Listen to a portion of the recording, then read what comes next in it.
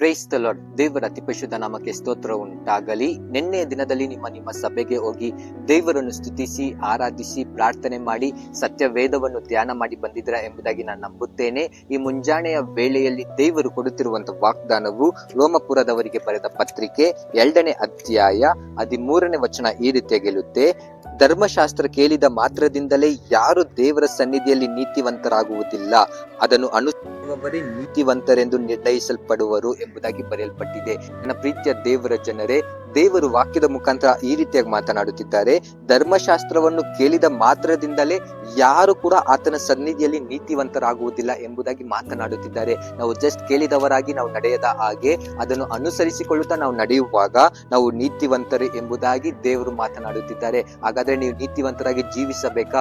ನೀತಿವಂತರಾಗಿ ಬಾಳ್ಬೇಕಾ? ಹಾಗಾದ್ರೆ ನೀವು ಧರ್ಮಶಾಸ್ತ್ರವನ್ನು ಕೇಳಿದ ಮಾತ್ರದಿಂದ ನೀವು ನಡೆಯಬೇಡಿರಿ. ನೀವು ಅದನ್ನು ಅನುಸರಿಸಿಕೊಳ್ಳುತ್ತಾ ಅದರಂತೆ ನೀವು ನಡೆಯುವಾಗ ದೇವರು ನಿಮ್ಮನ್ನು ನೀತಿವಂತರಾಗಿ ಮಾಡಲು ಆತನು ಶಕ್ತನಾಗಿದ್ದಾನೆ. ಇನ್ನು ಮುಂದೆ ಧರ್ಮಶಾಸ್ತ್ರವನ್ನು ಅನುಸರಿಸಿಕೊಳ್ಳುತ್ತಾ ದೇವರ ವಾಕ್ಯದ ಪ್ರಕಾರ ನೀವು ನಡೆದುಕೊಳ್ಳಿರಿ. ದೇವರು ನಿಮ್ಮನ್ನು ಆಶೀರ್ವಾದ ಮಾಡಲಿ. God bless you. Have a blessed week ahead.